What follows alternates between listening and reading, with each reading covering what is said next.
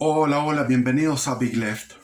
Eh, los que se han suscrito a este canal, que veo que, que se han suscrito recientemente, quiero informarles que este canal no es de actualidad. Yo tengo algunos videos de actualidad para que suba el rating, porque la gente es adicta a la actualidad. Ahora, la actualidad es un velo que te impide ver la realidad. Entonces, por ejemplo, si tú eh, lees un Quijote de la Mancha, eso es meterse en lo profundo del ser. Si uno lee eso, o si lee uno un libro de historia, está viendo cómo se repiten las cosas. Está viendo de dónde viene todo lo que estamos viviendo. Entonces es importante que sepan que este canal no es de actualidad. Es un canal que trata de la historia, principalmente de historia. Hay listas de reproducción, hay una lista de reproducción que es sobre la independencia de Chile, que tiene veintitantos videos de más de una hora y media, 2 horas, para el que quiera meterse en esa profundidad. Pero también tengo otras de la independencia de Chile, que es cómo nace la nación, y eso es una entrevista que me hizo el canal Café Sin Filtro, y tuvo muy pocas vistas y inmerecidamente porque era un canal chico y mi canal tampoco estaba muy crecido, y ahí hago un resumen de unos 20 tantos videos también de toda la etapa de la revolución liberal en Chile, de la revolución de la independencia y de la revolución, de la reacción conservadora capitaneada por Joaquín Prieto Vial y por Diego Portales, entre otros. ¿Ya? Entonces, eso son listas de reproducción. También hay una lista de reproducción de olvidados, que son videos que hice con mi hijo para mostrar las víctimas del terrorismo. También tengo un video de 4 horas y media donde voy enumerando a las víctimas del terrorismo en un periodo acotado.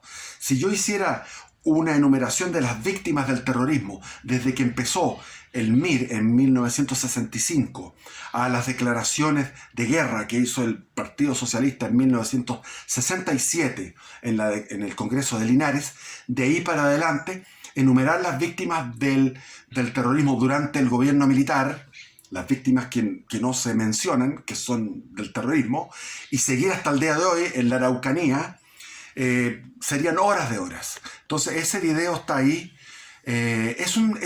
Tengo otro video donde leo cómo los autores, los espectadores europeos, como Charles Darwin o Ignacio Domeyko u otros que iban a la Araucanía y a la Patagonia, cómo describían que eran las costumbres de estos indígenas y lo horripilante que eran, y eso yo lo he leído y es muy interesante.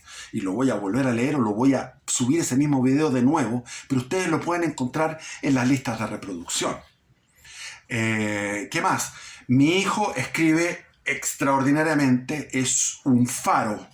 A los pies del faro reina la oscuridad, pero el faro ilumina a la distancia. Entonces él quizás no tiene tanto glamour para el YouTube, pero sí es un cerebro privilegiado.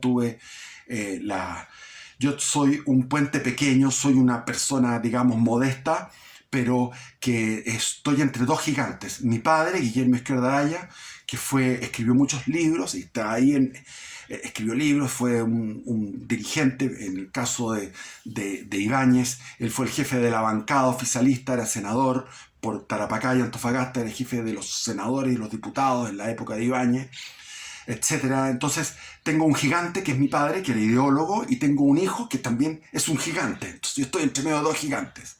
Mi hijo es tremendo, es poco, a veces a algunos le cae mal porque tiene una manera de ser, tiene él la sangre de carrera por todos lados, porque, bueno, pero mi hijo tiene libros interesantísimos, el tipo es súper dotado.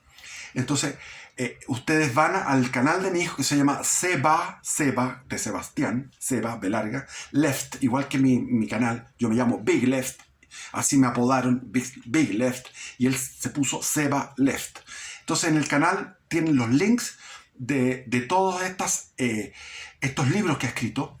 y está escribiendo en este momento el libro negro del liberalismo, interesantísimo, etcétera. Tengo un libro mío que está en papel, que pueden adquirirlo por mercadolibre.com, que se llama Barco Stop. Y vámonos a la materia. Como les estaba contando, yo he ido haciendo videos. Pueden ir a lo que hablé de Ibáñez.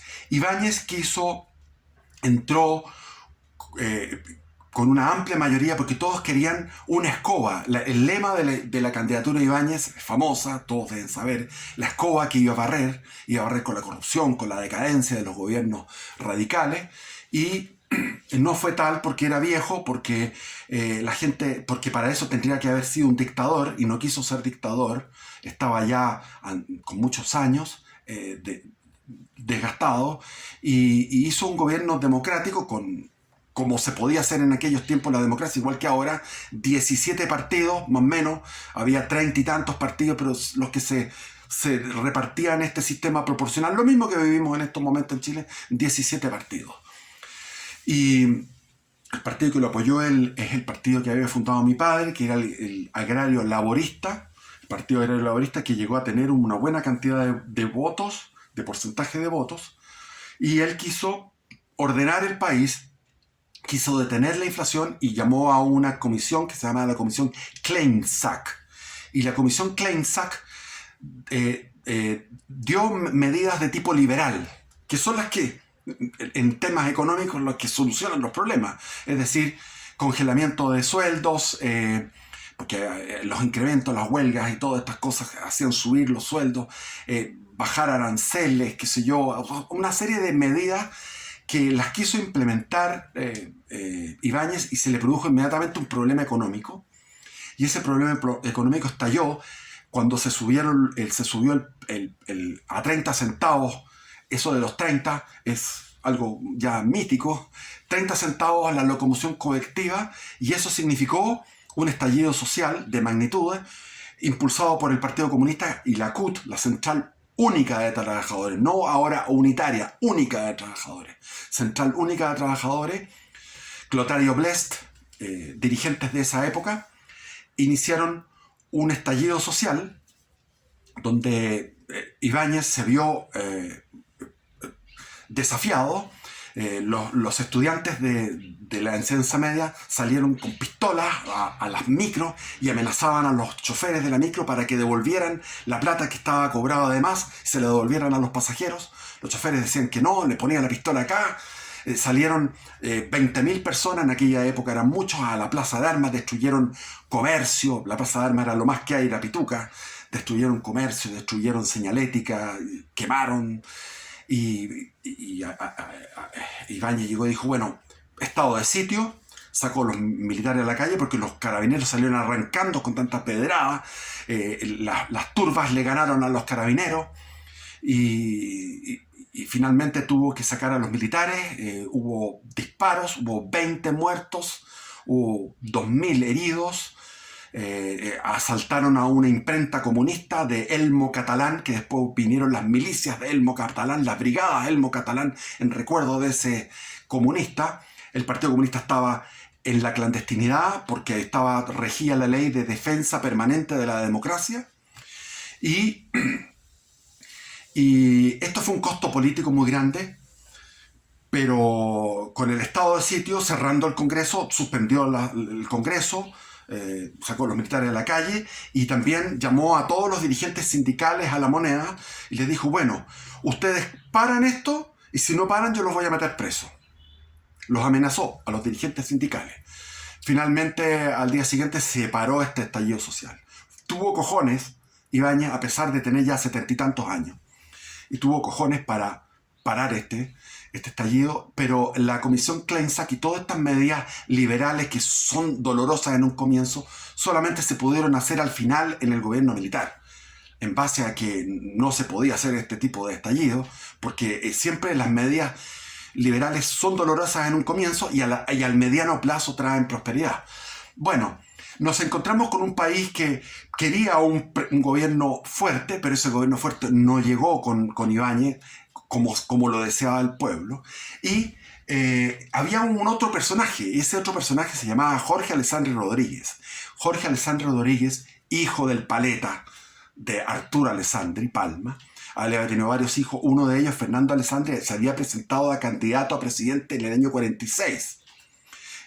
Y en eso había sido gestor mi padre, porque fue el que hizo de intermediario entre Ibáñez y Alessandri. Él era amigo de los dos, de Ibáñez y de Alessandri, de Arturo, para ver quién se presentaba. No se presentó ni Ibáñez ni Alessandri, ninguno de los dos, porque eran muy rivales, y se presentó Fernando Alessandri, que no salió en el año 46. Y siguieron los gobiernos radicales, digamos.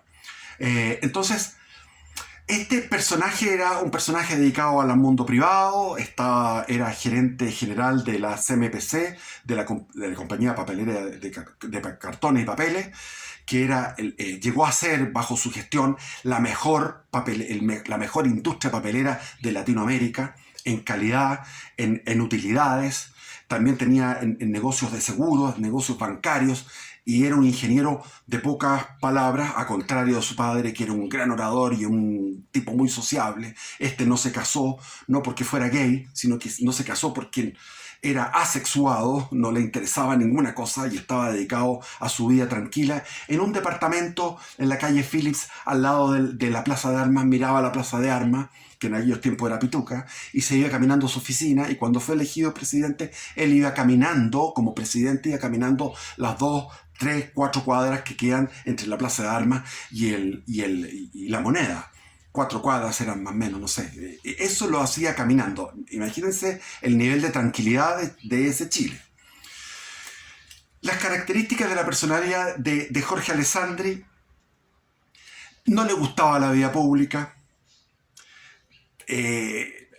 Había sido diputado en 1926 y 1930 como diputado, y había sido ministro de Hacienda en 1947 y 1949 en el primer tiempo del periodo de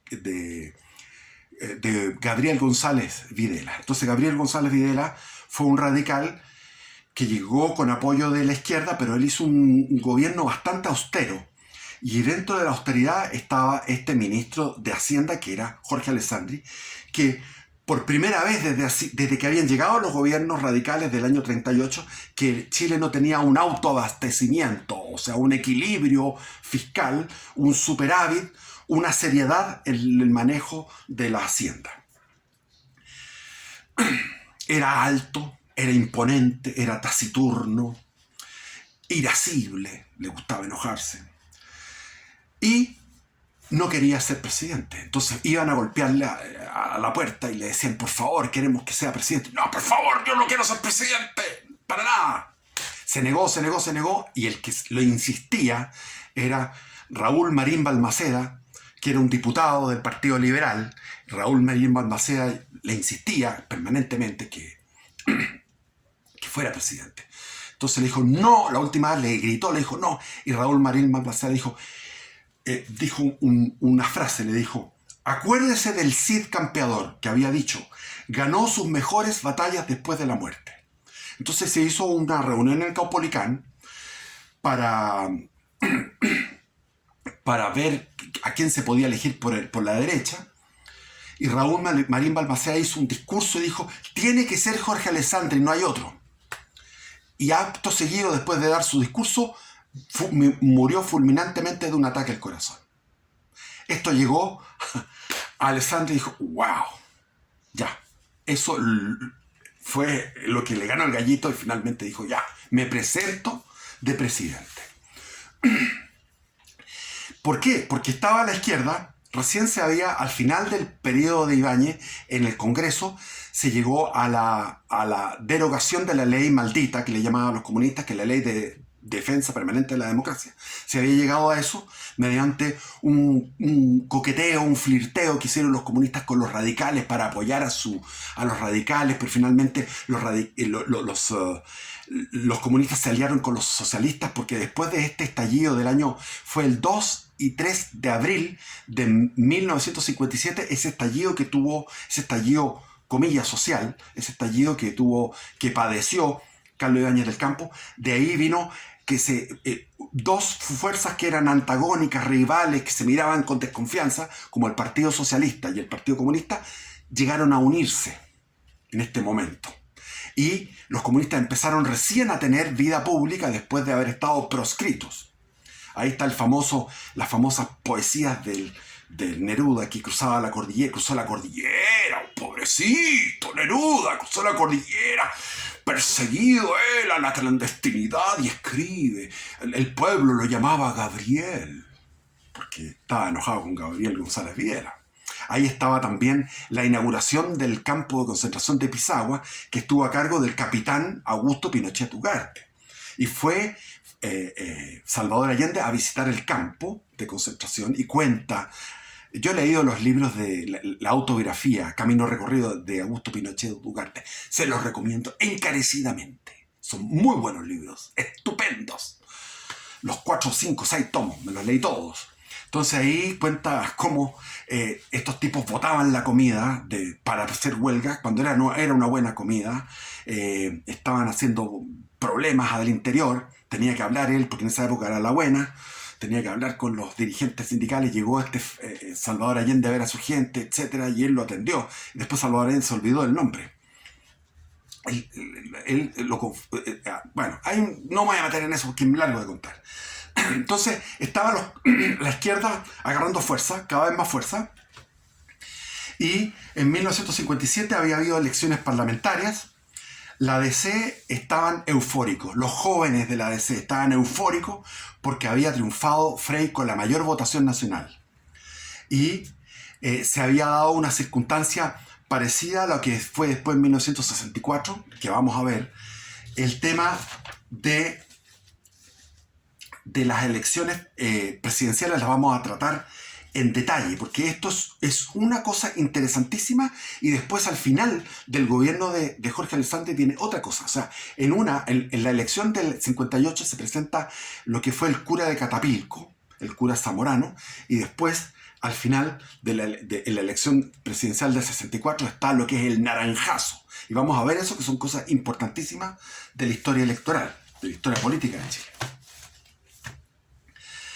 Entonces, lo natural en esa época, desde antes, era la unión del Partido Comunista con el Partido Socialista más el Partido Radical, hacer un frente amplio, llamémoslo así, como era, Frente Popular se llamaba en esa época.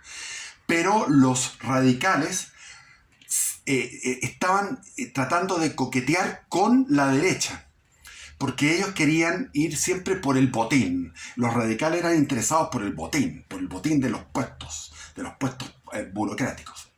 Tengo un amigo que trabajó en esa época, que ahora tiene 90 años, y él me contaba cómo él trabajaba en la Corfo, y cuando llegaron los radicales se ponían los pies arriba del escritorio, y era todo un relajo. Los radicales eran los tipos de bon vivant, buenos para vivir, buenos para el copete, buenos para pasarlo bien. Eso era lo que eran los radicales. Entonces, Partido Comunista y Partido Socialista formaron lo que es el FRAP, y el FRAP era para competir con Frei y con Alessandri. Es decir, en ese momento se delinearon los 3 tercios. La extrema izquierda, que se le llaman izquierda, no izquierda, es extrema izquierda. La izquierda, que era el Partido Demócrata Cristiano, incipiente, con el Partido Radical, que andaba pololeando estaba, digamos, tratando de llegar a alguna... y Alessandri, que fue candidato. Entonces habían 5 candidatos. Primero, la alianza del Partido Comunista, el Partido Socialista, el FRAP, con Allende. Después estaba Luis Bozay Leiva, del Partido Radical. El Partido Radical corrió finalmente solo, sin alianza. Después estaba Alessandri con los conservadores y los liberales. En cuarto lugar estaba Frei, que corrió solo con la democracia cristiana y unos partidos pequeñitos como el Padena y otros más. Y el quinto era el cura de Catapilco, Antonio Zamorano, que había sido diputado del FRAP. Se le consideraba de izquierda. Entonces, Alessandri le ganó a Allende por una cabeza, gracias al voto femenino. Veamos los porcentajes. Alessandri sacó 31%, Allende sacó 28%, Frei sacó 20%. Es una fuerza nueva, es harto. superior a los radicales. Los radicales que venían de ya más de 100 años, Bozay, el candidato radical, 15%. Y Zamorano, 3%. Entonces los marxistas desde esa época les viene una apoplejía, un ataque de nervios, porque ¿cómo puede ser que hayamos perdido por 3%?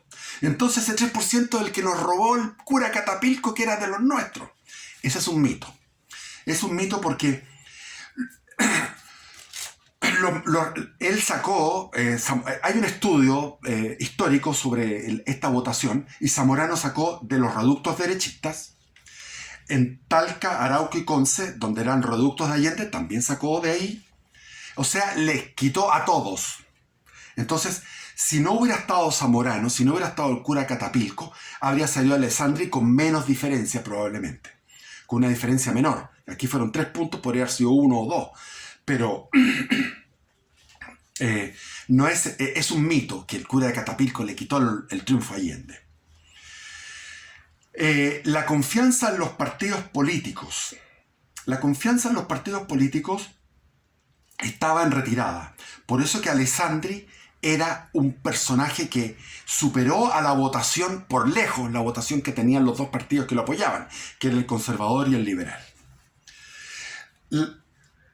Entonces, la derecha no fue capaz, aquí hay un punto importante, de los comentaristas como Hernán Gamonal, la derecha no fue capaz de idear un mensaje efectivo, un conjunto de principios positivos, y se recogió en la política de escaramuzas y retiradas.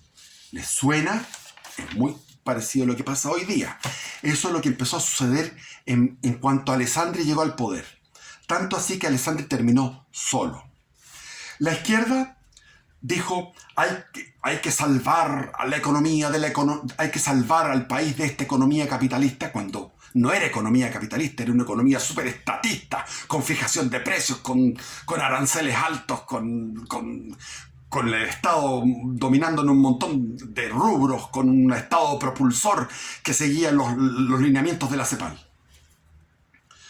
La ADC se colocó a la izquierda del Partido Radical y siguió el mismo predicamento que la izquierda, diciendo que ellos eran la alternativa democrática a esa ultraizquierda, que es la izquierda de siempre, el Partido Socialista y el Partido Comunista. Y ellos decían, nosotros no somos diferentes, pero en el fondo estaban abrazando las mismas tácticas, que eran tácticas demagógicas. Y se unieron a esa quimera cacofónica, a esa cacofonía, a ese escuchar tanta promesa. Después viene el tema del campo. Había un mito, leyenda, de que la derecha controlaba el campo. La derecha controlaba el campo. Las votaciones en los sectores patronales, que se suponía que los patrones arrastraban a los campesinos y lo hacían votar en un voto secreto, estaba el 40% de analfabetos, o sea que votaba el 60% de la masa campesina que sabía votar, que sabía leer y escribir. Solamente el año 71, en el pleno régimen de la Unidad Popular, se amplió el voto a los analfabetos, pero en ese momento se requería el mínimo de saber leer y escribir, y eso eran el 60% de los campesinos. Había también un campesinado que era de estos temporeros que se plegaron a la izquierda. Entonces, en el 35% de los trabajadores eran temporales, desarraigados del lugar. En 1952, Ibáñez había ganado en el campo. Ahora Frei y Allende ganaban en el campo. La famosa oligarquía, que hablaban de la oligarquía. ¿Dónde estaba el control de la oligarquía? El campo se les escapaba del control de la oligarquía. A partir de 1920 estuvo siempre a la defensiva. El terrateniente, a partir de 1920, estuvo siempre a la defensiva, luchando en la retaguardia política. La oligarquía es un término que se ocupa en Hispanoamérica. Cuando yo estaba en Miami me encontré con un venezolano millonario, dijo, la oligarquía. Weón, está en un barrio, weón, venezolano culiado, o sea, chavista de mierda, weón, está en un barrio de millones de dólares, donde yo estaba, en un barrio súper pituco, de lo más pituco que hay. El weón hablaba de la oligarquía, weón, es culiado, weón. La oligarquía chilena estaba en retirada. Eso de que hablaban de los caudillos déspotas y todas esas cosas. Sin embargo, estaba el discurso permanente de la izquierda. Hay que pensar que los oligarcas fueron los arquitectos de la democracia chilena, de la democracia participativa, todo el siglo XIX. La lucha de las facciones liberales contra los conservadores fue ampliar el voto y consolidar una democracia en pleno, de una democracia muy intervenida, muy limitada, con un sufragio censitario. Fueron aumentando cada vez más las cuotas de democracia. Fue la derecha, no la izquierda, quien le daría el golpe de gracia a la aristocracia terrateniente con la reforma agraria. ¿Quién empezó la reforma agraria? La derecha. ¿Cuándo? En el gobierno de Jorge Alessandri Rodríguez. ¿Por qué? Porque se decía que no producían suficiente. Y es verdad. Los latifundios no producían mucho. ¿Y por qué? Porque los políticos ponían precios. Había una fijación de precios para los productos agrícolas. ¿Con qué? ¿Para qué? Para congratularse y halagar a las masas populares que estaban llegando del campo, porque en el campo no se producía y había poco trabajo. Iban a la ciudad donde estaban las industrias, que las industrias estaban protegidas por altos niveles de impuestos aduaneros y porque el Estado impulsaba la industrialización por esto del Estado propulsor de la economía, la Corfo y la CEPAL y las recomendaciones de los organismos internacionales de las Naciones Unidas y todo lo demás. Entonces, las ciudades crecían con masa campesina que huía del campo y los políticos, para halagar esas masas campesinas recién llegadas a la ciudad y todas esas poblaciones, esas tomas, la Victoria, la Legua, todos esos lugares que se tomaron, y eran terrenos con un propietario que los tomaban y se construían las poblaciones callampas de autoconstrucción, de construcción muy vulnerable, muy frágil, muy feble. Fijaban los precios. Entonces al latifundista no le salía conveniente producir nada o producir muy poco, porque no le salía ninguna utilidad, incluso le podía ir en contra producir leche, producir trigo, etc. Entonces tenía que el Estado endeudarse para importar de Argentina, de Brasil y de otros lados carne, leche, trigo, etc., porque no se producía. Entonces la culpa la tenían los latifundistas. Los latifundistas eran los que no trabajaban, eran unos flojos, tenían botado un montón de hectáreas, y esa hectárea hay que dársela a los campesinos, la tierra para el que la trabaja, como decía Emiliano Zapata. Mentira. El problema era la fijación de precios. Alessandri tenía 62 años y encontró un país al borde del colapso y asumió su tarea con la misma energía y voluntad que sus empresas privadas. Frenó la espiral inflacionaria, frenó el desempleo. El presupuesto tenía déficit de 242 millones de dólares, en esa época mucho. Volvió a tener un superávit. Hizo lo mismo que cuando fue ministro de Hacienda de Gabriel González Videla. La producción de alimentos no crecía a la par con la población. Alessandri buscó el apoyo de los radicales, y los radicales felices porque entraron a pechar como funcionarios del Estado, como ya llevaban haciéndolo durante 40 años. El peso fue abandonado porque ya era mucho. Entonces 1.000 pesos era $1. $1 era igual a 1.000 pesos. Entonces se le quitaron los 3 ceros y eso se convirtió en el escudo, que duró el escudo desde Alessandri hasta el año 74, cuando la Junta de Gobierno, la Junta Militar, hizo lo mismo. Acortó todos los ceros y generó el peso de nuevo, que es el que estamos teniendo ahora, que ha durado bastante. Ha durado 50 años el peso. Aquí duró 20 años, menos, o sea, del 60, duró 15 años el escudo.